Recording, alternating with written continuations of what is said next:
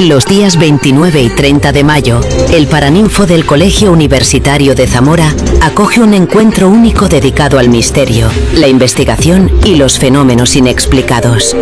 Durante 2 jornadas se darán cita Álvaro Collantes, Miguel Pedrero, Carlos Gabriel Fernández, Nando Domínguez, Miguel Ángel Moyano, Bernardo Turrado, Juanjo López, Marcelino Requejo, Marina Requejo, Iván Pérez Chana, Maica García, Mabel Guerrero y Virginia Refollo.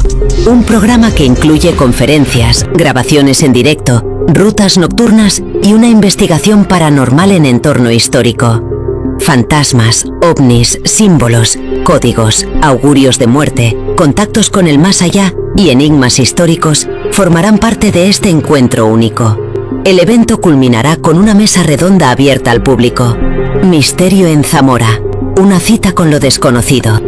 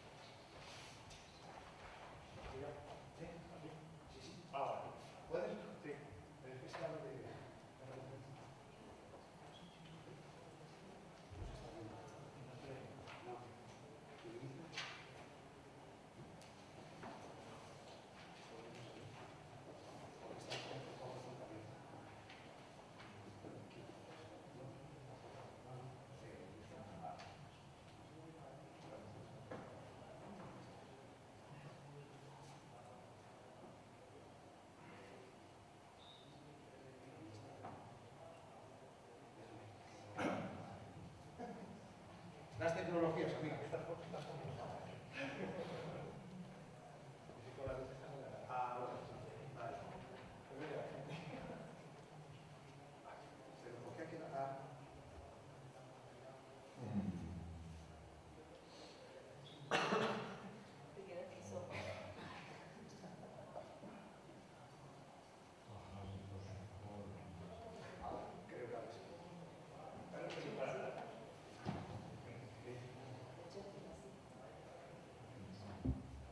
Los días 29 y 30 de mayo, el Paraninfo del Colegio Universitario de Zamora acoge un encuentro único dedicado al misterio, la investigación y los fenómenos inexplicados. Durante 2 jornadas se darán cita Álvaro Collantes, Miguel Pedrero, Carlos Gabriel Fernández, Nando Domínguez, Miguel Ángel Moyano, Bernardo Turrado, Juanjo López, Marcelino Requejo, Marina Requejo, Iván Pérez Chana, Maica García, Mabel Guerrero y Virginia Refollo. Un programa que incluye conferencias, grabaciones en directo, rutas nocturnas y una investigación paranormal en entorno histórico.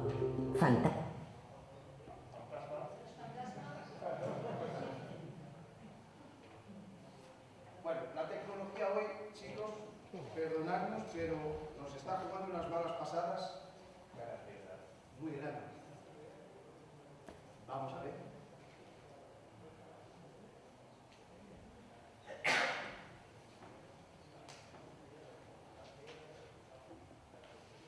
Bueno, lo que vais a ver es el spot que se ha hecho para la red social y que queríamos ponerlo ahí. No vais a ver, no sé si lo veréis.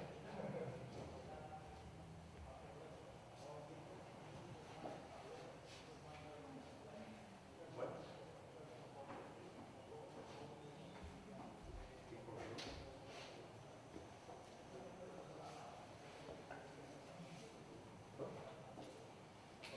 A ver, Miguel Pedrero y Carlos Gabriel, por favor. Bernardo, ¿has traído tu material? Sí, está todo en el coche. Está todo en el coche. Hay que ponerlo aquí porque aquí seguramente hay gente. Bueno, vamos a poneros el otro spot a ver si. Hay 3 spots, no os preocupéis. Es tu. Creo que es. Escucha, creo que es tu. Creo que es el título. Puede ser. De todas maneras, yo tengo otro. Espera tú. Continuar. Vamos a. Es que. Espera tú. Vamos a intentar ver si. Los días 29 y 30 de mayo, el Paraninfo del Colegio Universitario de Zamora coge un encuentro único dedicado al misterio, la investigación y los fenómenos inexplicados. Durante 2 jornadas se darán cita Álvaro Collantes, Miguel Pedrero, Carlos Gabriel Fernández, Nando Domínguez, Miguel Ángel Moyano, Bernardo Turrado, Juanjo López, Marcelino Requejo, Marina Requejo, Iván Pérez Chana, Maica García, Mabel Guerrero y Virginia Refollo. Un programa que incluye conferencias, grabaciones en directo, rutas nocturnas y una investigación paranormal en entorno histórico. Fantasmas, ovnis, símbolos, códigos, augurios de muerte, contactos con el más allá y enigmas históricos formarán parte de este encuentro único. El evento culminará con una mesa redonda abierta al público. Misterio en Zamora, una cita con lo desconocido.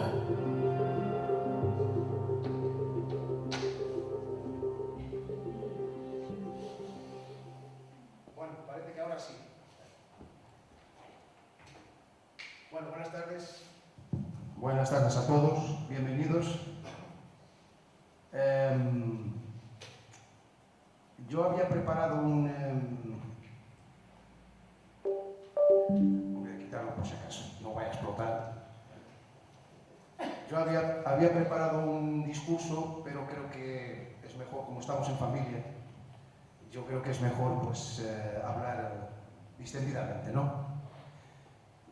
Lo primero que tengo que decir es gracias por estar aquí, gracias por venir.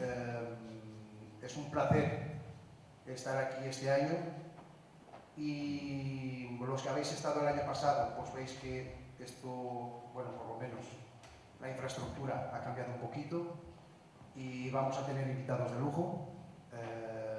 Creo que van a ser unas jornadas muy interesantes, ¿no? Estáis viendo ahí, María, esto lo traje para ti, ¿vale? ¿Ves?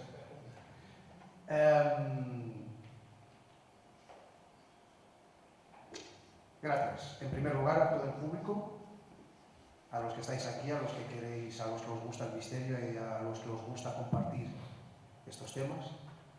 En segundo lugar, gracias a los ponentes, a todos. Voy a hacer un especial hincapié en Jesús, porque Jesús nos ha salvado de una buena. Le enviamos mucha fuerza desde aquí a Álvaro, que está pasando una situación delicada con un familiar, y le enviamos mucha fuerza desde aquí, porque en estos momentos por lo importante es la familia y estar junto de quien realmente, pues, de la gente cercana. En tercer lugar, agradecer a los voluntarios. Gracias, porque sin ellos, pues todo eso que veis ahí fuera no hubiese sido imposible. Todos tenemos nuestros trabajos, etc. Entonces, pues sin los voluntarios hubiese sido imposible, pues brindar todo ese feng shui, ¿no? Ese feng shui que tenemos ahí, los libros, todo montado. Tenemos café misterioso, ¿vale? Para los que queráis salir de aquí un poco más misteriosos. Y queremos agradecer también al Patronato de Turismo de Diputación el habernos cedido esta sala, porque realmente pues, el entorno nos ayuda a que estas jornadas sean bastante más, ¿no? Que tengan un impacto, vayan a tener un impacto mucho más, un mayor impacto que las del año pasado. El año pasado no teníamos escenario, así que... Exactamente. Yo no sé si vosotros queréis decir algo. Yo lo único que quiero deciros es, a mí me han enseñado, mi abuela me enseñó dos cosas importantes. Primero, decir los buenos días, las buenas tardes, las buenas noches, y agradecer. Hoy no voy a decir ni he dicho ya las buenas tardes, y os agradezco del fondo del corazón que estéis aquí, que nos acompañéis, y me voy a callar porque si no tenemos jornadas hasta las 2 de la mañana, ¿vale? Muchas gracias a todos.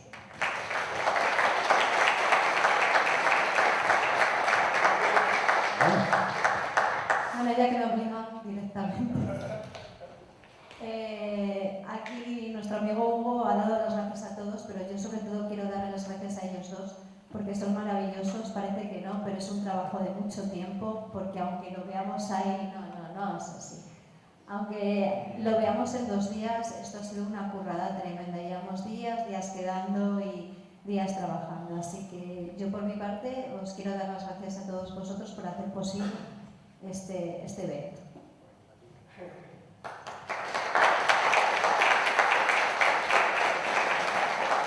Bueno, yo juego con una cosa que como no os veo con estas luces y tal, y mis problemas visuales, es como si no veis a nadie, así que mucho mejor, en el sentido de que no me pongo nervioso, ¿no? Y nada, pues eso también, agradecer a Marina, a Hugo por este sueño que es esta jornada, ¿cómo es que me llama? Siempre que hago un evento yo me emociono mogollón. Este evento es en memoria de Luis Pisu, amigo de Valencia, que nos ha dejado hace poquito. Y bueno, pues creo que el aplauso va para Luis Pisu ahí donde esté, que creo que se merece que lo recordemos por su lucha en el Campeón de Valencia, las jornadas de misterio de la Rondeta de Valencia que hacía y toda esa lucha constante que hacía porque la gente supiese lo que nos están ocultando. Así que mi aplauso va para Luis.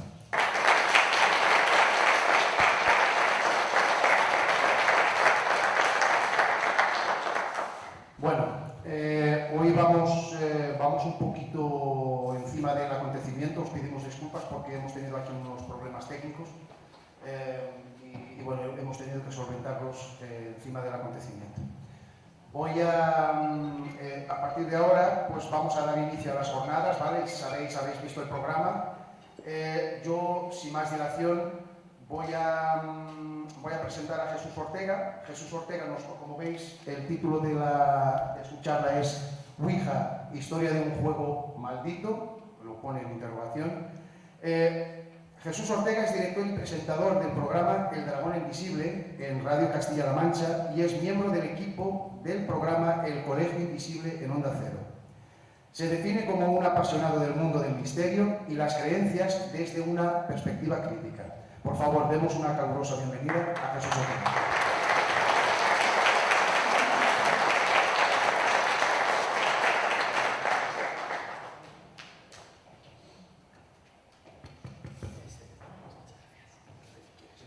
No, que va.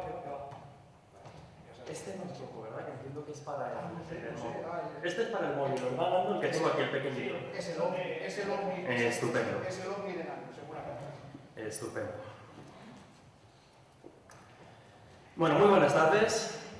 En primer lugar, por supuesto, agradecer tanto a los responsables como a las autoridades pertinentes y a todos los que estáis aquí que hayáis decidido echar esta calurosa y extraña tarde de mayo aquí, por lo menos está un poquito más fresquito y más agradable, escuchando hablar de estos temas, ¿no? Estos temas que ya sea desde una perspectiva más crítica, más racional o desde una perspectiva un poquito más creyente, yo creo que siempre estimulan la imaginación, estimulan también el sentido de la maravilla que decía Carl Sagan, y en el fondo se enfoque desde una perspectiva u otra, al final lo que mueve la curiosidad y el interés es precisamente saber un poquito más sobre el mundo que nos rodea y a veces un poquito más allá. Insisto, estoy muy agradecido de estar aquí, ojalá y no fuera así, porque las circunstancias personales de Álvaro así lo han hecho, pero en cualquier caso y con todo, repito que con muchas ganas. Y antes de comenzar, aunque es verdad que los focos estos son un poco asesinos, antes de comenzar yo creo que forzando un poco la vista, así puedo ver si levantáis o no la mano, aquí le da cierto respetillo, cierto mal rollo la Ouija. Uy, peor. Vale, a mucha gente, ¿verdad? Eso que, bueno, que mejor no hacerla, que pueden pasar cosas chungas, cosas raras. Bueno, pues el objetivo en mis próximos minutos de conferencia... Sí, perfecto, muchas gracias. Como digo, el objetivo en esta charla es mostrar la historia de un objeto que ha sido hasta cierto punto olvidada, o mejor dicho, eclipsada, por todas las situaciones y los casos aparentemente paranormales vinculados con la Ouija, y cómo, repasando su historia desde el principio, desde el origen mismo del tablero a finales del siglo XIX, en un marco contextual muy concreto, pues después de este recorrido por su historia, por lo menos me gustaría que os replanteéis si realmente estamos ante un objeto diabólico, un objeto maldito, un objeto que es capaz de abrir la puerta al mismísimo infierno. Porque si vemos estas fotografías, por ejemplo, de diferentes épocas, 1938, 1944, 1970, todas ellas extraídas de la Sociedad Histórica dedicada al estudio de las tablas parlantes, pues ahí vemos a una familia en Navidad con un niño jugando, no se les ve especialmente asustados, al contrario. Vemos a dos chicas en el 44 jugando, pues tan felices. Es decir, quiero decir, las imágenes es una muestra de todas las que uno puede encontrar, tanto en esta web como en otras. Las imágenes en realidad pueden contrastar en base a la imagen que hoy tenemos de la Ouija. Sería difícil imaginar un entorno o un contexto de felicidad, de buen rollo, de juguete, porque al final es lo que realmente es, luego lo vamos a ver. Siempre se dice, ¿no?, en los programas de misterio aquello de el mal llamado juego de la Ouija. Bueno, técnicamente es un juego y así está patentado y lo vamos a ver. Y como tal, pues ha vivido o ha existido durante casi toda su historia la Ouija como un entretenimiento, como un pasatiempo, principalmente con una función de oráculo, es decir, de consultar cosas que pueden pasar o no en el futuro, como podría ser pues una visita al tarot en un momento dado, es decir, bueno, simplemente hacer ciertas consultas. Pero claro, la mayor parte de la historia del tablero ha tenido esta significación. Sin embargo, a partir de una época y de un momento muy concreto, que es 1973, la imagen de la Ouija cambia a esto, es decir, a terror, a fantasmas, a posesiones demoníacas, a casos vallecas y cosas de este estilo. Por tanto, algo ha debido pasar entre un momento y otro para que haya un cambio, para que haya una resignificación tan importante en lo que respecta al tablero. Y eso es lo que quiero tratar de contar en los próximos minutos. Hay que situar el origen de la Ouija. Mucha gente lo remonta a siglos atrás, hablan del antiguo Egipto, hablan de China, hablan de Grecia, y es verdad que si uno rastrea, encuentra métodos de contacto con el más allá más o menos parecidos. Pero la Ouija, tal y como la conocemos, como el tablero que tiene todo el abecedario, que tiene el hola, el adiós, el sí, el no y los números del 0 al 9, Esa Ouija, la que nosotros tenemos interiorizada completamente en la cultura popular, nace en una época y en un contexto, como decía, muy concreto, a finales del siglo XIX. De hecho, estamos viendo en pantalla uno de los primeros anuncios que ya aparecía en los periódicos hablando de la planchette, que es lo que luego se convertiría un poco en lo que va marcando las letras. Y aquí, por ejemplo, se ve en pantalla, vemos cómo dice: nunca he oído otro nombre para ella, pero he visto y oído algunas de las cosas más extraordinarias sobre su funcionamiento, cosas que parecen superar toda comprensión o explicación humana.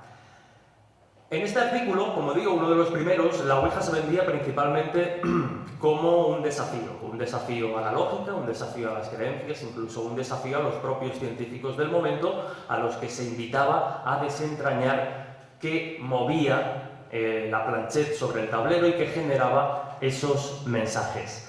Pero como decía, y hacemos un repaso muy rápido, la Ouija no nace en el vacío, nace en un contexto cultural que es clave para entender la historia y la evolución del objeto, porque estamos, como repito, como decía, a finales del siglo XIX, en pleno boom del espiritismo, desde 1848, en que las hermanas Fox, en su hogar, unas chiquillas de 12 y 13 años, en su hogar de Hydesville, muy cerquita de Nueva York, empiezan a recibir o empiezan a escuchar junto a sus padres una serie de golpes que después serían bautizados como raps y que ellas interpretan como una comunicación desde el más allá. Y lo hacen así porque en un momento determinado, después de diferentes noches escuchando estos golpes en la casa, deciden lanzar una pregunta al aire y pedirle a esa supuesta entidad que responda con un golpe para decir sí y con dos golpes para decir no. Y es ahí donde se establece la historia moderna de la comunicación con el más allá. Y a partir de ahí, precisamente en 1848 y en adelante, empieza a desarrollarse en dos direcciones todo lo que tiene que ver con el contacto con el más allá. Por un lado, desde el mundo del espectáculo, personajes que se aprovechaban de la necesidad de creer y de las esperanzas de determinadas personas para hacer negocio, y personajes que realmente se tomaban en serio el contacto con el más allá y lo estudiaban o intentaban estudiar desde una perspectiva científica. Es a partir de ahí cuando surge Allan Kardec, el que acabaría siendo el padre, digamos, del espiritismo, entre otras cosas porque es el que condensa y sienta las bases de la doctrina espírita, que lo que mantiene es que el alma sobrevive después de la muerte y que somos capaces desde este plano de comunicarnos con esas entidades. Y como digo, no solo empieza a desarrollarse el espiritismo como corriente filosófica o espiritual, si se quiere, sino que también pues, todas esas inquietudes se van traspasando rápidamente al terreno de la ciencia. Y son grandes nombres del mundo científico los que deciden investigar desde un punto de vista más crédulo, desde un punto de vista más racional, todas estas cuestiones. Pero claro, pasa algo. Y es que, como decíamos, la comunicación con el más allá no dejaba de ser algo bastante lento y aburrido, porque quiero decir, si tú tienes que estar esperando a darle forma a un mensaje a través de preguntas que solo admitan como respuesta un sí o un no, ya tienes que afinar mucho la pregunta y tienes que echar un rato largo hasta que obtienes algo más o menos coherente. No podemos olvidar tampoco el contexto social e histórico de la época. Más allá del espiritismo, estamos, como decía, a mediados finales del siglo XIX, plena revolución industrial. Empiezan a surgir tecnologías antes, inimaginables. Empieza a desarrollarse, por ejemplo, la comunicación a través del teléfono, empieza a desarrollarse a finales del siglo, comienzos ya del XX, la comunicación a través de las ondas de radio. Empieza también a cambiar mucho la perspectiva social y humana. Tenemos, por ejemplo, el descubrimiento, podríamos decir el descubrimiento o la propuesta de Darwin sobre el origen de las especies, es decir, el ser humano, lo que somos, venimos de un largo y complejo proceso de evolución en el que puede o no puede intervenir la divinidad. Tenemos también, por ejemplo, a grandes filósofos en ese momento como a Nietzsche, que habla de que Dios ha muerto, y lo dice, entre otras muchas cosas, porque la religión, tal y como la conocían hasta el momento, empieza a perder a pasos agigantados mucha presencia y mucho poder de control. Y todo eso, como digo, es un caldo de cultivo idóneo para que esta creencia en la comunicación con el más allá explote de un modo en que no lo había hecho antes. Y es en ese proceso donde la gente, inquieta, curiosa, empieza a decir que si hay alguna forma de agilizar el contacto con el más allá, que está muy bien, que es interesante, que es estimulante, que todo el mundo le interesa, pero que si se puede hacer un poquito más deprisa. Ahí empiezan a surgir otros modos de contacto con el más allá. Por un lado tendríamos a las medium, principalmente mujeres, tendríamos otro tipo de contactos como podrían ser una serie de aparatos como las mesas parlantes, que serían de alguna forma el precedente de la Ouija. Y ya por centrarnos en la historia del objeto que nos interesa, nos encontramos, repito, y volvemos a esta noticia, que a finales del siglo XIX entran en escena un grupo muy particular de personajes, principalmente estos que tenemos aquí. Uno de ellos es Elijah Bond, era un agente de patentes, se dedicaba principalmente pues, a inventar objetos de todo tipo, a patentarlos y a tratar de comercializarlos. A Helen Peters, que es la cuñada de Elijah Bond, una mujer que aparentemente tenía una sensibilidad especial para contactar con el más allá, es decir, podríamos interpretarla como una medium, y a Charles Kennard, que es otro empresario que será el responsable, entre otras cosas, de fundar la primera compañía que se va a encargar de generar y distribuir la Ouija como objeto comercial. La Kennard Novelty Company era la primera compañía que se dedica a este tipo de cuestiones. Como digo, lo más curioso, quitando a Helen Peters, que juega un papel fundamental en la validación, digamos, de la Ouija, pero no en su creación y en su patente, tanto Elijah Bond como Charles Kennard, como el resto de otros empresarios, ninguno de ellos, ninguno absolutamente era espiritista. Sí que eran masones, pero bueno, quizá más por un interés de hacer contactos en según qué esferas y después poder seguir desempeñando su labor de empresarios. Pero repito, ninguno de los creadores, inventores y aquellos que patentan la Ouija eran espiritistas ni tenían un especial interés en el contacto con el más allá. Entonces, ¿por qué de repente estos son los padres o los fundadores del tablero Ouija que tanto miedo nos da en la actualidad? Porque ellos, como he dicho, eran empresarios y detectan una necesidad, una demanda en la sociedad que es agilizar el contacto con el más allá. Necesitamos hacerlo más rápido. Y es ahí donde ellos patentan la tabla Ouija. La inventan, como digo, sale a la venta en 1891, finales de 1891, pero claro, para patentar la Ouija tienen que demostrar ante un agente de patentes que el invento que quieren patentar funciona. Y es ahí donde entra Helen Peters, a la que antes mencionábamos. Todo esto empiezan a moverlo en diferentes oficinas de patentes y ninguna de ellas les quería dar la patente para el tablero de Ouija. Finalmente, después de insistir mucho, los envían a Washington a una reunión con un agente de patentes de allí y allí tienen que demostrar, como digo, que la Ouija funciona para obtener finalmente la patente. Y hasta allí que se van Elijah Bond y su cuñada, la que antes citábamos, a Helen Peters. Y tienen que hacer una sesión en la que demuestren, como digo, que funciona. Una pregunta más. ¿Quiénes habéis escuchado más de una vez que Ouija significa sí en francés, oui, y sí en alemán, ya, Ouija? Mucha gente, ¿verdad? Pues lo cierto es que esto no tiene ningún tipo de fundamento. O sea, no es ni falso ni cierto, pero desde luego no tiene fundamento. Es una propuesta que hizo William Full, un personaje que después vamos a comentar, pero también dijo en su momento que Ouija significaba buena suerte en egipcio, tratando de vincular el objeto con unas raíces mucho más antiguas y milenarias. Además, fijaos, que significaba buena suerte, es decir, estamos hablando de que el tablero, dentro de tener un rol negativo o chungo, era todo lo contrario. Pero lo curioso es que lo que la gente de patentes pide a Elijah Bond y a Helen Peters es que cómo se llama el objeto. Ellos dicen que no habían decidido cómo bautizarla, así que deciden preguntarle a la propia Ouija, al propio tablero, que cómo se llama o cómo se denomina. Y diréis, ¿por qué aparece aquí una portada? Es una portada de libro, una colección de trabajos de Marie-Louise Ramée, que en realidad el apodo por el que esta escritora, bastante popular a finales del XIX, el apodo por el que era conocida era Guida. Y es llamativo porque Helen Peters, la sensitiva que acompaña a Elijah Bond a la reunión de patentes, era lectora, bastante fan, podríamos decir, seguidora de esta escritora y llevaba un medallón con la foto de esta escritora. Insisto, no podemos establecer una relación directa, pero cuando a la Ouija en esa reunión de patentes se le pregunta que cómo quiere bautizarse, aparece esa palabra. Eso es lo que nos cuentan las crónicas del momento. Aparece Ouija. Hay quien ha querido relacionar que a lo mejor lo que se intentó manifestar, dado que Helen Peters era la sensitiva y era fan de esta autora, no era Ouija sino Ouida, que sería fonéticamente muy parecido, cambiando solo una consonante.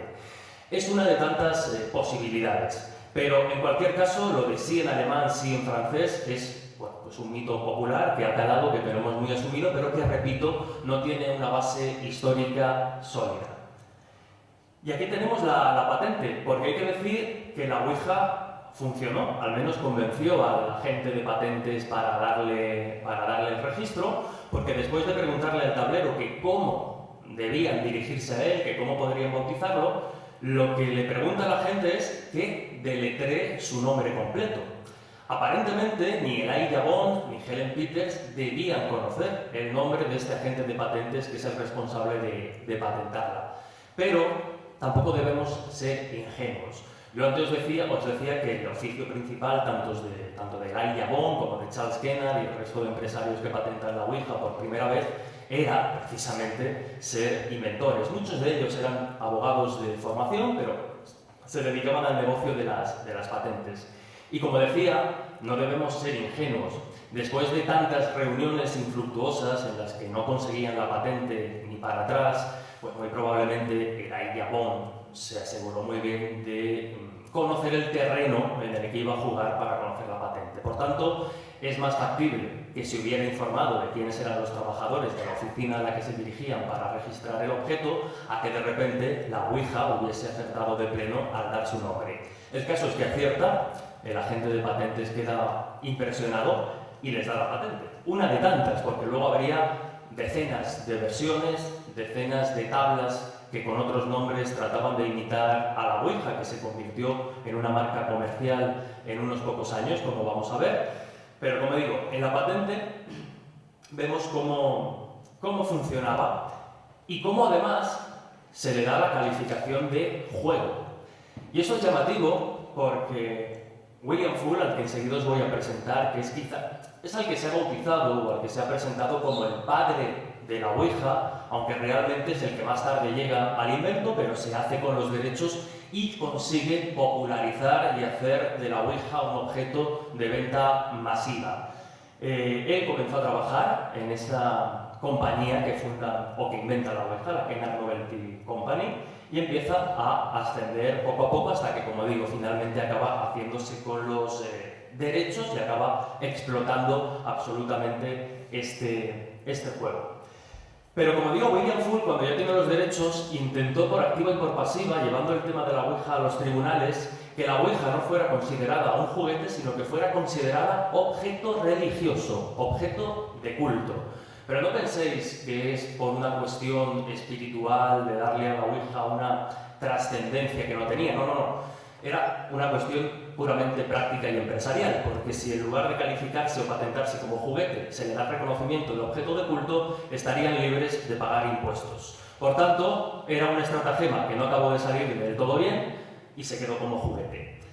Como digo, William Full es el que populariza completamente la Ouija, es el que acaba obteniendo y desarrollando el nombre de Ouija como objeto comercial, funda una sociedad con su hermano, al que luego echa de malas maneras y le impide comercializar, construye precisamente una fábrica, porque hay que recordar, yo os hablaba antes de 1891, 1892, cuando empieza a comercializarse, apenas 2 años después ya habían conseguido expandirse fundando 2 fábricas más y poco a poco la cosa se va yendo de las manos, porque se convierte en un completo éxito, empieza a vender por millones y es necesario construir fábricas en otros puntos del país, en este caso de Estados Unidos. Es curioso porque William Full estaba reformando el tejado de esta empresa en Baltimore unos cuantos años después, cuando se cae del tejado y fallece, pues bueno, en trágicas circunstancias. No fallece en el acto de la caída, sino que es trasladado al hospital y allí fallece a causa de los golpes, y hay mucha gente que dice que esta es la primera víctima mortal del tablero Ouija. Lo cierto es que fue un accidente, pues, maldito, diabólico, como todos los accidentes inesperados, pero no habría que achacarlo a una mala racha de la Ouija. Al contrario, la Ouija, más que convertirse en una maldición para sus creadores, se convirtió en la gallina de los huevos de oro porque les generó pingües beneficios a lo largo de los años. Porque aunque William Full fallece, sus descendientes siguen explotando el tablero, siguen sacando un montón de productos con el nombre de la Ouija, pero que no tenían nada que ver. Se sacan joyas, se sacan aceites, ¿cómo decirlo? Aceites para tratamiento de la piel, es decir, no para el consumo. Sacan también otro tipo de juegos que no funcionan tanto. Y por cierto, William Full, como decía, fue terrible con la competencia, porque se trataron de sacar otro tipo de tablas, gente que había sido fundadora y que de repente se salía de la empresa, quería bueno, pues inventar su propio tablero y explotarlo por su propia cuenta, pero William Full, a través de los abogados de la propia compañía, machacaba a cualquiera que intentase comercializar un tablero remotamente parecido al de la Ouija. Aquí vemos, como digo, pues una de las primeras patentes, y aquí la tumba de William Full, que por detrás tiene grabado el tablero Ouija. Se ven las letras, los numeritos y estas cuestiones. Como digo, hay que ponerse en situación, y aquí vemos más imágenes. Imágenes de época donde la Ouija, como veis, lejos de representarse como un objeto oscuro, tétrico, maldito y diabólico, se presentaba de la manera más natural, hasta tal punto que los primeros anuncios de prensa, más allá de invitar a los propios científicos a realizar los análisis pertinentes, invitaban a los más pequeños de la casa a jugar.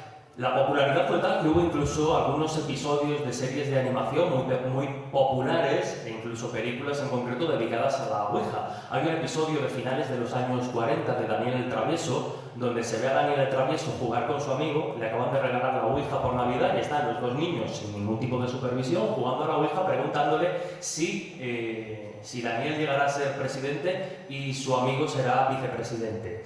¿Por qué? Porque la Ouija, como digo, era principal y exclusivamente un entretenimiento y sobre todo tenía la función de oráculo. Y como decía, no podemos sacar a ningún objeto de su contexto porque nos perdemos muchas claves a la hora de interpretarlo. En la imagen que tenemos a la derecha, por ejemplo, vemos a una pareja jugando a la Ouija, un hombre y una mujer. Aquí vemos a dos chicas consultando sobre sus parejas, sobre el amor, sus futuros novios, aquí un poquito como embobadas. Y aquí una imagen que es de las más características, porque si la analizamos, vemos que la mujer tiene la vista alzada al cielo, hacia arriba, como la mirada un poco perdida. El hombre quizá tiene una mirada, podríamos decir, un poquito más lujuriosa, y ahora vais a entender por qué. Y sobre todo lo que está pasando por debajo de la mesa es quizá lo que nos dé una clave, porque ya ahí vemos como un acercamiento entre comillas más íntimo. No olvidemos, repito, que estamos en plena época victoriana con la moral romántica que se manejaba en aquella época. Es decir, el hecho de que una mujer y un hombre tratasen temas románticos o temas de pareja o de cierta intimidad, había que hacerlo en determinados espacios, con determinados protocolos y sin pasarnos de tuerca. Pero la Ouija, aquí un gran compañero que desde luego conoce la historia del tablero a la perfección, que es el historiador Juan José Sánchez Oro, siempre lo dice, que la Ouija, entre otras muchas cosas, era el Tinder de la época.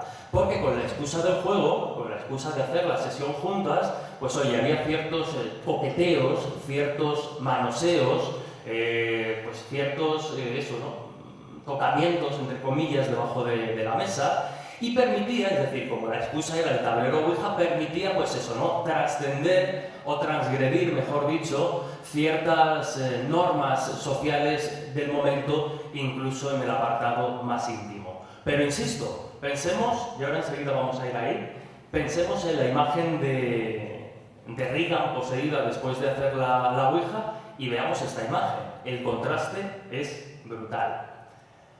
Es verdad que como cualquier objeto de este tipo, de carácter esotérico, de carácter mágico y misterioso, pues obviamente, al margen de que, como estamos viendo en la sociedad del momento, de finales del XIX y comienzos del siglo XX, la Ouija no generaba ningún tipo de miedo o de terror, al final es como todo. Si yo os pregunto ahora si aquí usáis algún tipo de inteligencia artificial, como puede ser ChatGPT, pues probablemente muchos lo usemos para infinitos fines y lo podemos ver como una herramienta más o menos amenazante, pero si uno no se obsesiona con ella no debería haber problemas. Sin embargo, ya son muchos los casos de pues gente que se obsesiona con su inteligencia artificial porque la empieza a usar de psicólogo, porque establece una relación casi mística o de pareja, y vemos como a veces pues, ya ha habido suicidios, ya ha habido incitaciones a la muerte por parte de determinados sistemas de inteligencia artificial. Por tanto, es decir, la herramienta como tal no tiene por qué implicar un riesgo para la salud o para la vida, pero si uno desarrolla una aptitud, una dependencia insana y obsesiva con el tablero o con la inteligencia artificial, puede haber consecuencias graves. Es como todo, un cuchillo puede servir para cortar el pan o puede servir para asesinar a una persona. Pues en este caso, insisto, aunque la imagen tradicional de la Ouija realmente no generó durante casi 80 años episodios oscuros, episodios tétricos o episodios desconcertantes, pues alguno encontramos en su trayectoria. Y es, por ejemplo, el que tiene que ver con esto que estamos viendo en pantalla. Estamos en el Cerrito y allí la prensa nos habló de un episodio de Ouija manía. Nos tenemos que ir a comienzos de 1920, y aquí, en esta localidad del Cerrito, los medios de comunicación hablaron de que todo el pueblo había quedado seducido por la Ouija y que estaba completamente obsesionado. No es del todo cierto, pero sí que hubo un episodio bastante desconcertante, y es que una madre había perdido a su hija en un accidente de tráfico. La habían atropellado y el conductor se había dado a la fuga. No fueron capaces de identificarlo, por tanto, no fueron capaces de juzgarlo y que el asesino de su hija respondiese ante la justicia. Entonces, lo que hace esta madre es empezar a hacer la Ouija precisamente para preguntarle al tablero la identidad del conductor que ha atropellado a su hija. Y en esta dependencia o en esta obsesión tóxica son más los vecinos que se suman a esta causa, y durante casi una semana, nos contaba la prensa de la época, hasta 7 y 8 personas dentro de la casa estuvieron haciendo de forma obsesiva la Ouija. Obviamente tuvo que intervenir la policía para sacar a los que estaban ya en un estado de sugestión tremendo, y se acusó al pueblo completo. Pero insisto, como veis, lo máximo que vemos es algún tipo de episodio, pues eso, de dependencia que acaba canalizándose de una forma, pues, complicada, una forma tétrica. Y también recuerdo un titular, creo recordar, que del New York Times, donde se hablaba de que una persona que había realizado varias sesiones de Ouija, el tablero Ouija le había dicho que mantuviese el cadáver de su madre, que había fallecido en el patio trasero de la casa. Es decir, encontramos episodios más o menos desagradables, pero ni de lejos cercano a lo que pasaría después de principalmente 1973. Y como digo aquí, además quiero hacer un pequeño ejercicio, y es que en la web de William Full, el que antes presentábamos como padre, entre comillas, de la Ouija, desde luego el que la populariza a niveles inmensos, encontramos una historia bastante detallada, tanto de la biografía del personaje, como de la historia del objeto, como de todas las patentes que con el nombre de Ouija se sacaron, pero sobre todo hay un apartado muy, pero que muy interesante, en el que hay una tremenda recopilación de las cartas que durante décadas, y hasta bien entrada la década de 1960, le llegaban o bien a William Full o bien a la compañía una vez que éste había fallecido. Y es muy, pero que muy curioso echar un vistazo a esas cartas, porque ahí nos encontramos igual, ¿no? Una sensación o una percepción del tablero Ouija completamente alejada de la que tenemos en nuestros días. Por ejemplo, aquí, insisto que casi las cogí al azar. Muchas de ellas, muchas cartas, iban dirigidas a, oye, se me ha roto una piececita del tablero, ¿me podrían enviar una planchette de repuesto? Oye, me he inventado, se me ha ocurrido hacer una ouija de bolsillo, que te quepa en un bolsillo y te la puedes llevar para hacerla donde quieras. ¿Usted estaría interesado en patentarla? Hay muchas cartas de ese tipo, pero por ejemplo, hace un año, una anciana que la tuvo durante muchos años me regaló una de sus tablas de ouija. Para mí es algo maravilloso, lo más maravilloso. No me dice nada del futuro, solo que debo ser paciente y todo vendrá como deseo. He tenido muchos amigos que la compran, todos la han encontrado maravillosa. Por favor, disculpe esta larga carta de un extraño y permítame agradecerle las muchas horas de gran paz y felicidad que me ha traído el tablero ouija. Insisto, es que el contraste es tremendo. Hace unos días compré una de sus tablas, pero no la entiendo. Por ejemplo, ¿debería preguntar el nombre del hombre con el que me voy a casar y debería pasar a H y luego a B? ¿Significa que sus iniciales son HB? Bueno, pues aquí una chica preguntándole que quién va a ser su marido. Estimado señor, creo que la junta, así es como lo ha traducido, la tabla ouija es un trabajo maravilloso. Soy dueño de una propiedad inmobiliaria que compré recientemente. En dicho lugar, hace varios años, el propietario murió repentinamente y no hizo ningún testamento. Por supuesto, tenía varios miles de dólares en oro y plata que había enterrado bajo el suelo alrededor de su tienda. Por lo tanto, alguien trató de encontrar el dinero, pero no lo hizo. Ahora me postulo a usted, ya que es el único inventor de la tabla ouija, y le pregunto si está en condiciones de ocuparse del asunto. Aquí básicamente lo que le preguntaba es que si podía usar la ouija para que le dijeran dónde estaba escondido el tesoro de esta persona que había fallecido ahí. Esto, insisto, hasta bien entrada la década de las 60. Y el otro día, para la charla, me puse a buscar programas actuales de ouija para ver comentarios. Bueno, pues en su momento teníamos las cartas, ahora tenemos redes sociales. La ouija es negativa, lo mires por donde lo mires, qué peligro. Sí es peligroso y no pienso volver a acercarme a menos de 2 kilómetros de una ouija. El tema ouija siempre es espeluznante. El contraste es brutal. Entonces, quiero decir, el tablero es el mismo desde su origen hasta ahora. Sin embargo, en su origen era un entretenimiento y ahora es un objeto al que conviene no acercarse o al que conviene no jugar. ¿Y qué es lo que cambia? Pues ya lo he ido adelantando. Son muchas las cuestiones, pero hay una clave y fundamental, que es 1973. Se estrena la película del Exorcista, dirigida por William Friedkin. Aquí confundí, William Peter Blatty es el autor de la novela homónima y guionista de la película, pero el director es William Friedkin. Y como digo, se estrena el mismo año en el que sale publicada la novela del mismo nombre, El Exorcista. Y aquí vemos, además, debo reconocer que nunca había visto esta imagen como hasta el otro día preparando la charla, porque realmente, si nos fijamos, el reflejo que está haciendo la película del Exorcista en esta escena del tablero ouija es completa y absolutamente fiel al que venimos comentando. Porque la madre llega y se encuentra a su niña adolescente jugando solo con la ouija en el desván, y hasta que la cosa se empieza a poner chunga, no se enfada ni se mosquea ni nada. Es decir, no ve una amenaza como tal en que la niña esté realizando la ouija sola. Le inquieta, ¿no? Pero no deberías jugar todo esto aquí sola y demás. Pero no hay un castigo, no hay una amenaza, no hay un escarmiento, sin más. Aquí se presentaba el Capitán Howdy y a partir de ahí, todos los que yo creo que habéis visto la película y si no conocéis perfectamente la historia, a partir de ahí se desarrolla la que es considerada por muchos la historia más terrorífica de todos los tiempos, partiendo de la base de que para muchos pues El Exorcista es eso, ¿no? La película más terrorífica de todos los tiempos. Una película que no ha envejecido especialmente mal, pero que sigue generando cierta inquietud, que sigue, bueno, pues despertando cierto temor porque parece que toca una serie de fibras sensibles. Y como digo, en el origen de toda esa historia de posesión está precisamente el tablero ouija.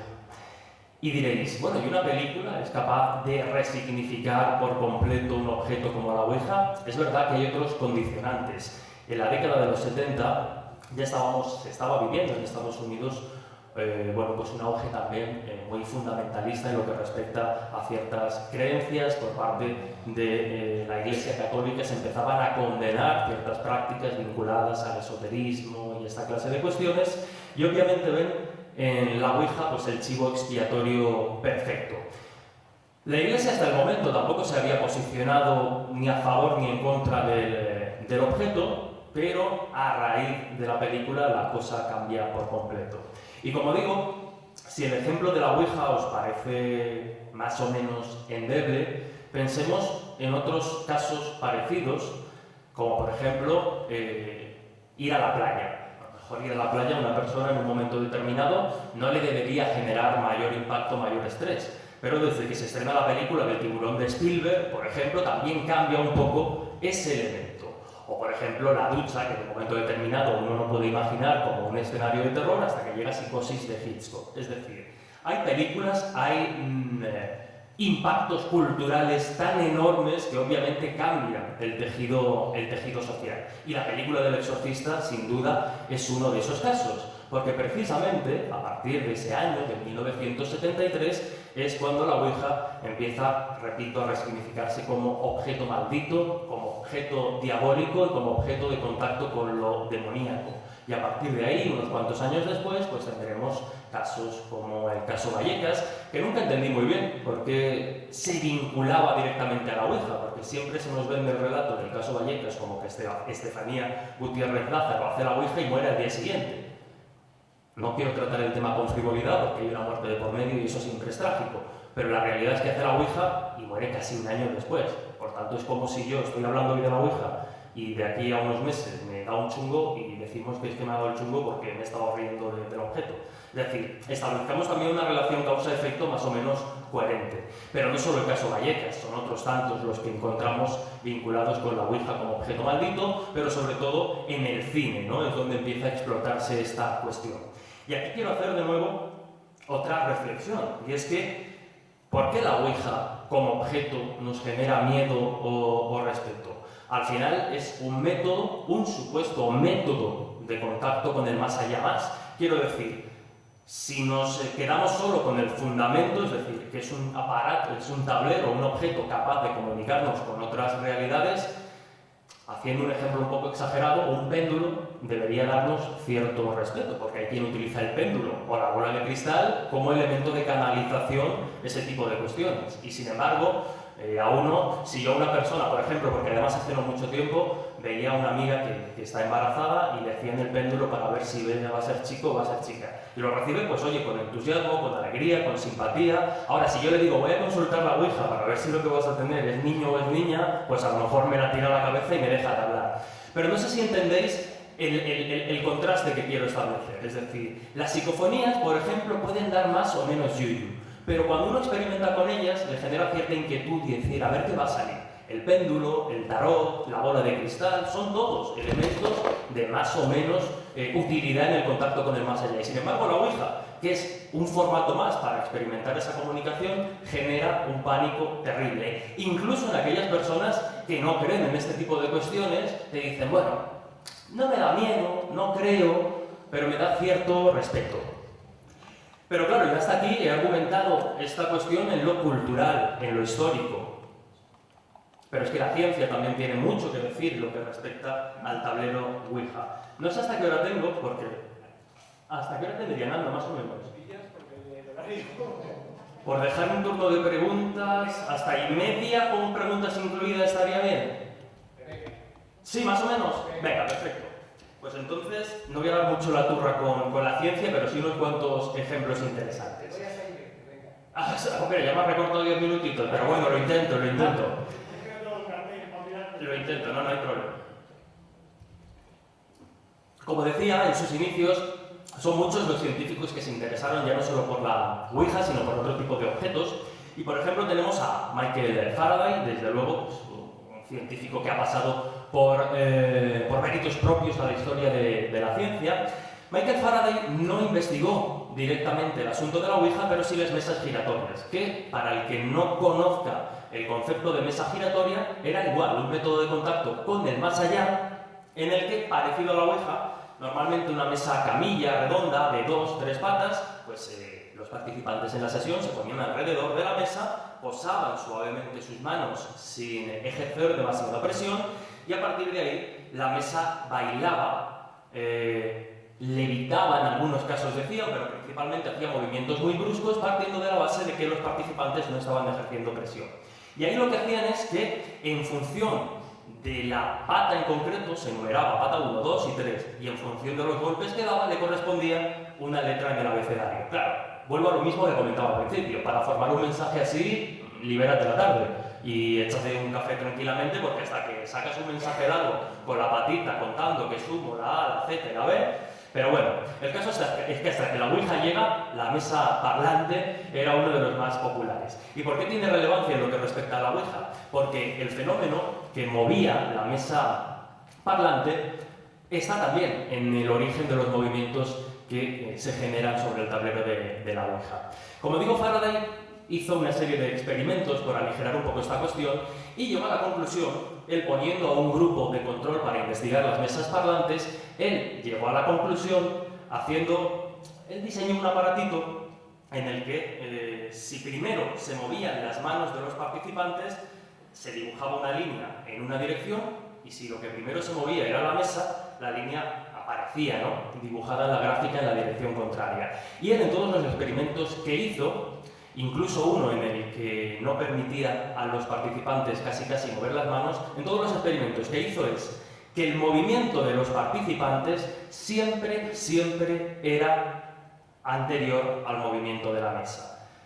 Si uno asume que esa mesa la están moviendo los espíritus, la mesa debería moverse antes de que yo mueva la mano, pero si yo muevo la mano y es entonces cuando la mesa se mueve, uno puede estar canalizando una fuerza del más allá, uno puede estar más o menos convencido, pero lo que tenemos aquí es que la mesa no se mueve antes que los participantes, por tanto el movimiento lo genera directamente el participante. Esto no se definió del todo ahí, pero nos habla del efecto ideomotor. ¿Qué es ese efecto ideomotor? Pues son micromovimientos musculares que todos, absolutamente todos, generamos sin darnos cuenta. Quizá un ejemplo sencillo es cuando estamos leyendo una revista o un libro y estamos ya acabando la página, pues nosotros ya vamos poco a poco nuestro cerebro, sin que nosotros seamos conscientes, sin procesar ese movimiento a nivel consciente, pues ya vamos dirigiendo el dedo para pasar a la siguiente. Es decir, son ese tipo de movimientos que no se procesan a nivel consciente porque están absolutamente automatizados. Y esto lo demostró de forma más fehaciente Joseph Jastrow, que fue un psicólogo experimental muy dedicado a investigar cuestiones, pues muy fuera de la norma en aquel momento, como por ejemplo con qué sueñan, si sueñan las personas ciegas. Investigó también cuestiones relacionadas con la psicología de la magia y el ilusionismo, cómo se procesan determinados juegos de magia y cómo los procesa el cerebro para que funcionen, y entre otras cuestiones se interesó mucho por la cuestión de la Ouija, diseñando el automatógrafo. Un aparatito, en esencia, muy parecido al que diseñó Faraday para la mesa parlante, pero aquí ya sí centrado para la Ouija. Y él lo que demostró en sus experimentos de varias sesiones con varios participantes es, por un lado, ese efecto ideomotor, es decir, aquellos micromovimientos de los que no somos conscientes, pero que se generan y, por tanto, en un momento determinado pueden estar haciendo que el tablero se mueva, al menos en el inicio de la sesión, pero también, digamos, que puso las bases para que después un psicólogo, creo recordar, de la Universidad de Harvard, ya en los años 30 del siglo XX, definiera el efecto rebote, podríamos definir, y lo vais a entender mejor con el ejemplo típico de no pienses en un oso blanco, no pienses en un elefante, no hagas esto. En el momento en que nos dan una orden de que no hagas algo, te están incrustando esa orden y ya te cuesta no pensar en ese oso, en ese elefante o en la orden que te estén dando. Y Joseph Jastrow en estas sesiones de Ouija lo que vio es que precisamente cuando a las personas se les decía no ejerzas presión, no dirijas tu mano hacia la izquierda, casi de forma inconsciente se producía ese efecto rebote de la orden y lo que él estaba pidiendo que no se hiciera se manifestaba de forma inconsciente sobre el tablero. Más ejemplos, y 10, muy bien, más ejemplos. Hace poco, porque la Ouija no podemos olvidar que más allá de su aura paranormal, más allá de su recorrido en el terreno esotérico y del ocultismo, realmente ha tenido usos. Y esta investigación de la Universidad de la Columbia Británica de hace tan solo unos años hizo un experimento muy curioso, y es que usó la Ouija para medir los conocimientos inconscientes de las personas. Y los experimentos principalmente funcionaban de la siguiente manera. Por parejas se cogía a los participantes en el estudio, se les sentaba en una mesa, uno frente al otro, y se les decía que los dos iban a realizar una sesión de Ouija conjuntamente. Después se le vendaban los ojos y uno de los participantes se levantaba. Solo quedaba uno en la mesa pensando que estaba o que seguía acompañando con los ojos vendados. Entonces se comenzaba la sesión de Ouija. Y se hacían preguntas, podríamos decir, del tipo trivia, entre comillas, es decir, preguntas precisamente para medir determinados conocimientos a nivel consciente o inconsciente. El resultado lo estáis viendo ahí, mayor acierto, un 65% que respuestas conscientes. Me lo invento, una pregunta sencilla, ¿cuál es la capital de Francia? Pues uno, por norma general, diría París.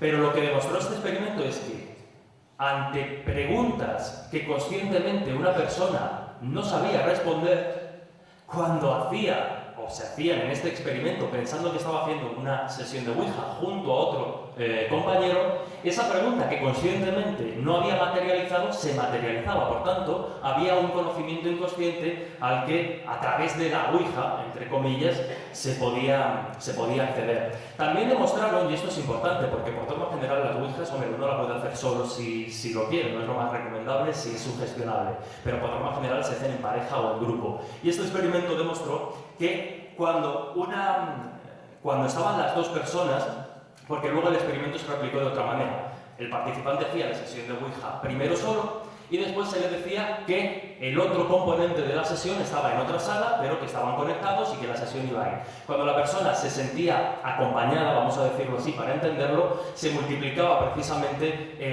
el efecto ideomotor y las respuestas inconscientes. Pero otro estudio mucho más reciente, de hecho hace tan solo unos años, llevado a cabo por un profesional como es el psicólogo y matemático Alex Escolar, profesor de la Universidad Pontificia de Comillas, probablemente uno de los perfiles que a nivel científico y académico está desarrollando el estudio en esta clase de cuestiones, y eso siempre es una buena noticia, realizó un estudio sobre la Ouija para ver cómo afecta a nuestros niveles de ansiedad y de estrés.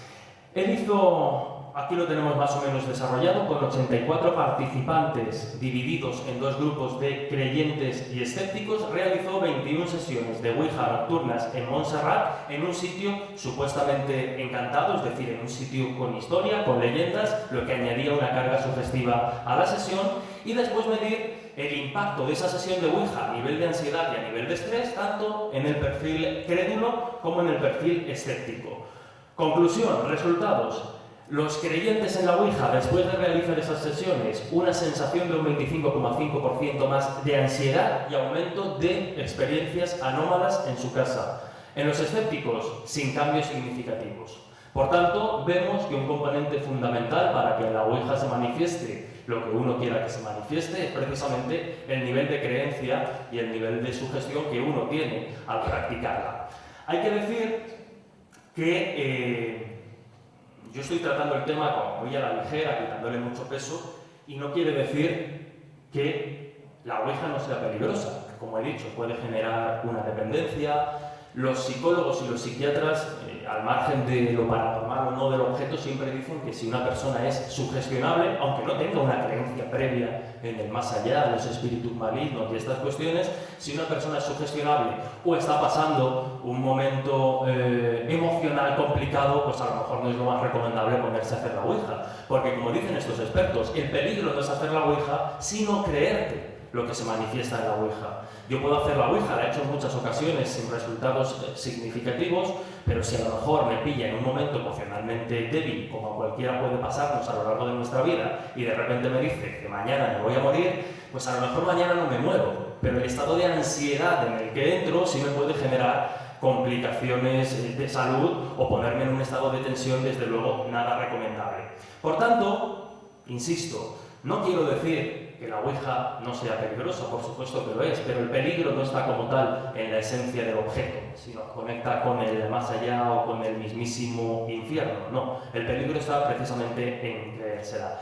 Y además llevo otra reflexión final, de alguna forma, y es que para mí, la Ouija sí que conecta con algo, y es con nosotros mismos, con nuestro inconsciente, y a veces precisamente los miedos, las ansiedades, las inseguridades que muchas veces reprimimos de alguna forma son más peligrosas que cualquier demonio que en un momento determinado pueda salir a través de este tablero y poseerme a mí o a cualquiera. Por tanto, y como veis casi lo he clavado para que haya alguna pregunta si procede, por tanto, como decía al principio, aquí cada uno es libre de creer de una forma u otra en la Ouija. Estoy convencido de que seguro incluso algunos o algunas tenéis experiencias con la Ouija que no son nada agradables y que si después queréis comentarme yo estaré encantado. Pero como digo, sí que quiero llevar como mínimo a la reflexión de que si entre 1891, que es cuando nace de forma y se comercializa de forma oficial la Ouija, hasta 1973 pasan prácticamente 80 años. Por cierto, decir que la Ouija, no lo he comentado antes, vendió más que el Monopoly y el Rix durante muchos años. Pero como digo, si analizamos su contexto, su historia, vemos que entre el 91 y el 73, más de 80 años, tenemos que la Ouija es un objeto, sin más, un pasatiempo que puede generar más o menos curiosidad, pero que no genera problemas. Y es a partir del 73 hasta nuestros días, es decir, 50 y poquitos años, cuando empieza a generarse esa imagen incómoda, oscura, tétrica y peligrosa de la Ouija. Temporalmente gana la imagen que habla de la Ouija como un juego. Pero, como digo, por lo menos espero que con este repaso a su historia más o menos desconocida, pues nos lleve a reflexionar sobre un objeto que efectivamente parece estar maldito, pero cuya historia, pues de alguna forma, nos demuestra lo contrario. Así que, muchísimas gracias.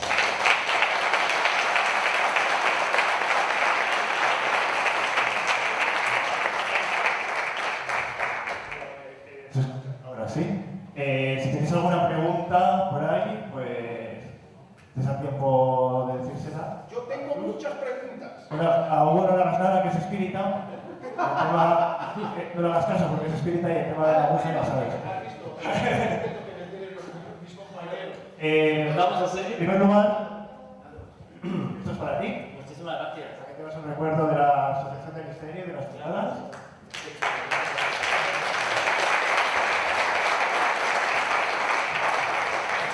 Tenemos aquí una pregunta.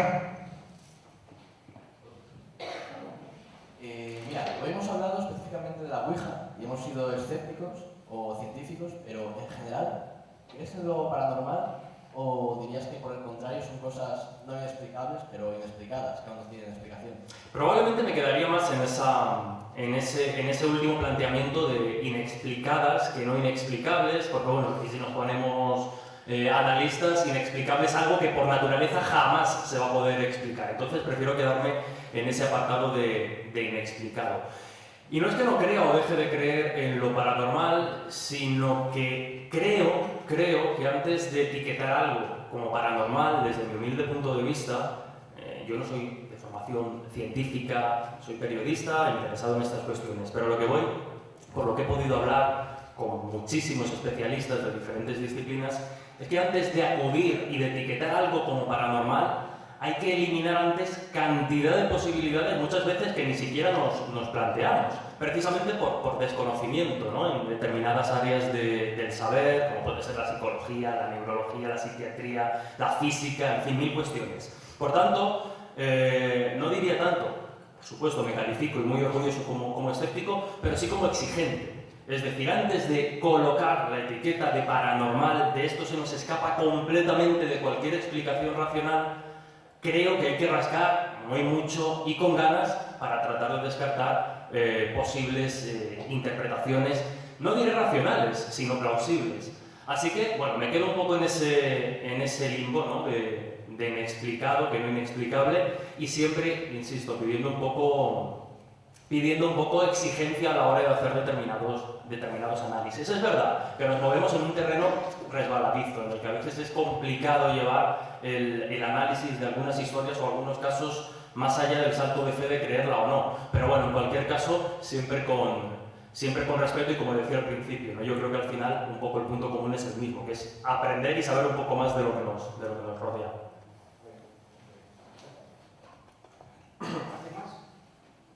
Yo voy a hacer mis preguntas, pero quiero hacer muchas, ¿eh? No, venga, animaros, ¿no? Hola, yo sí quería preguntarles si existe algún caso constatado de averiguación de algo desconocido. Por ejemplo, ¿quién atropelló a ese niño, a su madre que estuvo buscando? Si se ha dado el caso de poder encontrar al culpable o algo buscado realmente desconocido a través de una respuesta certera. Pues hay un caso que es el del secuestro de Aldo Moro en la década de los 40, ¿no, Miguel? Aproximadamente, 40, 50, 70, pues fíjate.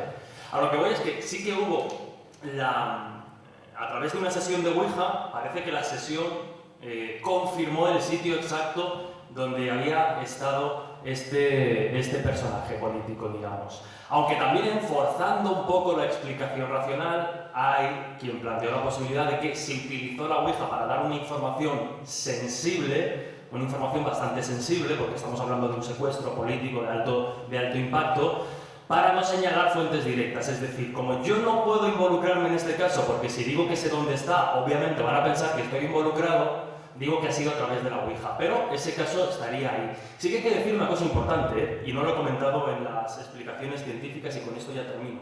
Otra cosa bastante llamativa y demoledora en lo que respecta a la Ouija es que la Ouija solo es funcional cuando los participantes están viendo el tablero. Es decir, solo forma mensajes coherentes mientras nosotros estamos viendo las letras y el tablero. Se han hecho experimentaciones de Ouija ciega en las que electrónicamente se marcan las letras y los números, se le da la vuelta al tablero y entonces empezamos a mover. Claro, en el momento que los participantes no ven las letras, no sale ningún mensaje coherente. Por tanto, ya nos está dando una pista más de que hay un elemento muy humano en la sesión. Pero bueno, ya digo que sí hay casos en los que aparentemente se ha manifestado una información bastante difícil de saber y por tanto tenemos ahí un enigma. ¿Cómo se resuelva? Ya digo, uno puede decantarse por la vertiente más paranormal o más inexplicada o irse a cuestiones muchas veces, a veces la explicación racional es casi más enrevesada que la paranormal, pero bueno, siempre hay que moverse un poco en ese abanico. ¿Alguien más? Comentaste que has hecho una... Sí, yo he hecho varias Ouijas. Sí. Cierra el micrófono, hija.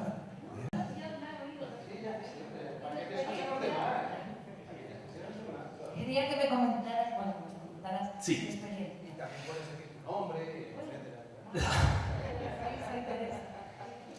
Yo he hecho bastantes Ouijas a lo largo de mi historia y es curioso porque, como a todos al principio, a mí me daba un miedo terrible, un pavor increíble.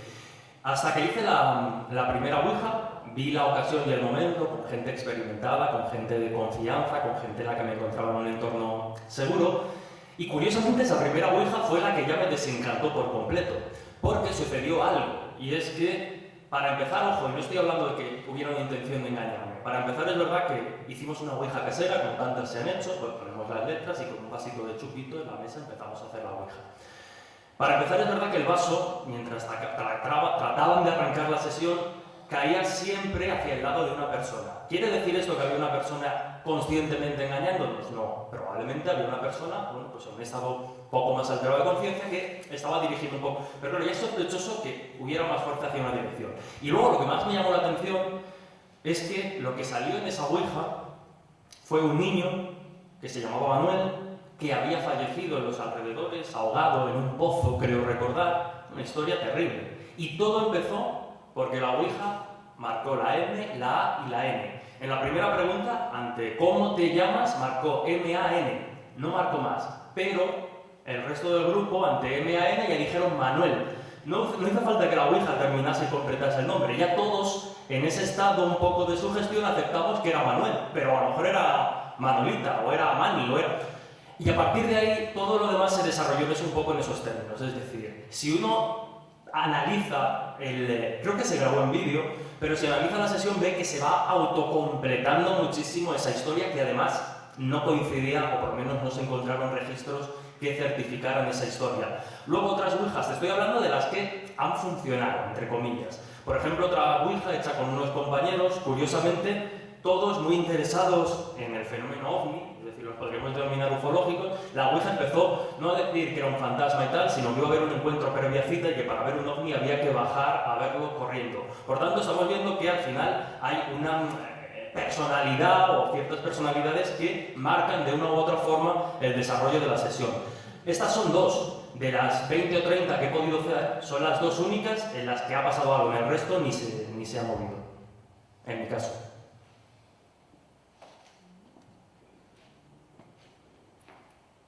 ¿Nadie más? ¿No? ¿Puedo hacerte una pregunta? La pregunta final. Pero es de agradecer que yo como espírita y todos los que estamos aquí, a ver, Nando, hoy es muy complicado discernir lo que es o lo que no es verdad, con la inteligencia artificial, etc. Sí que es verdad que yo he encontrado en el espiritismo pues, esa fe razonada que es muy importante. Y tú como periodista y interesado en estos temas, pues sabes que Kardec pues, era un pedagogo, era un científico, por así decir. De hecho, él postula el espiritismo con una cuestión, ¿no? Oye, si las mesas, hablaste de las mesas parlantes y de las mesas giratorias, y ellas no solo hablaban, sino que se elevaban en el aire y obedecían a los pedidos de los médiums, de las personas presentes, que se movieran hacia la izquierda y ella se movía hacia la izquierda, que se moviera hacia la derecha y viceversa, ¿no? Entonces, Kardec postula y dice, si hay un efecto inteligente, tiene que haber una causa inteligente.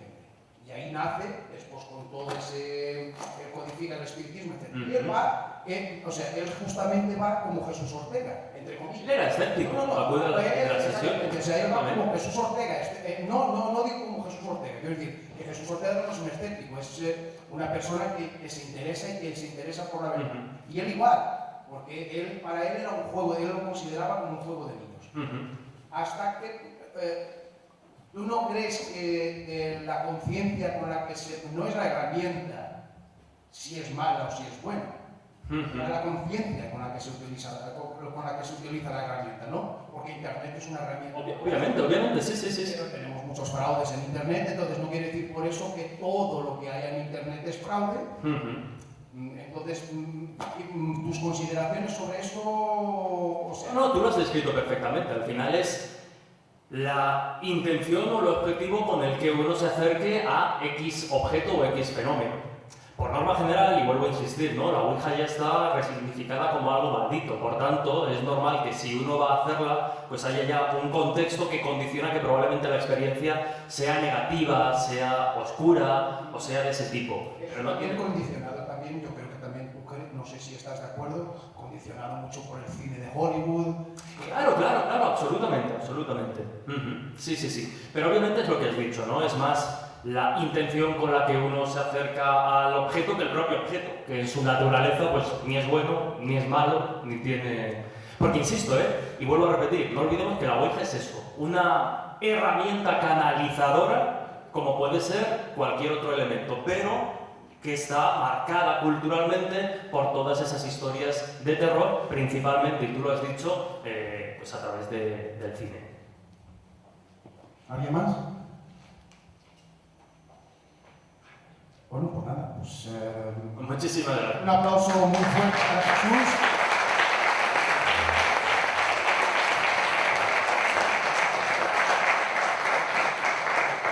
¿Hay alguien que nos pueda hacer una foto, por favor? María.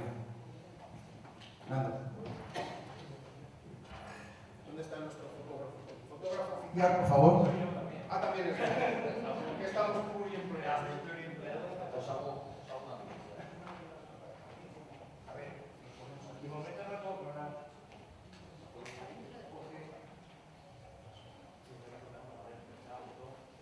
No, la verdad es que digo, pues sí. la cosa del efecto...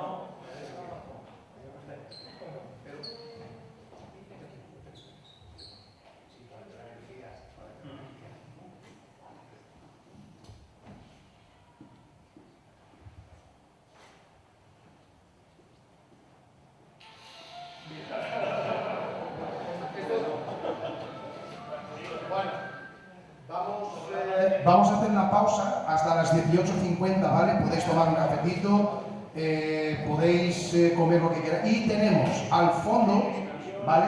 Tenemos varios libros, algunos de ellos de los ponentes que vamos a tener durante estas jornadas, ¿vale?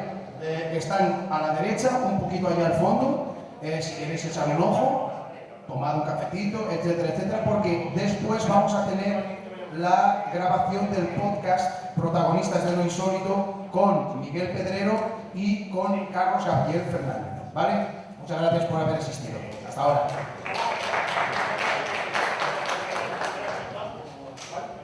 18.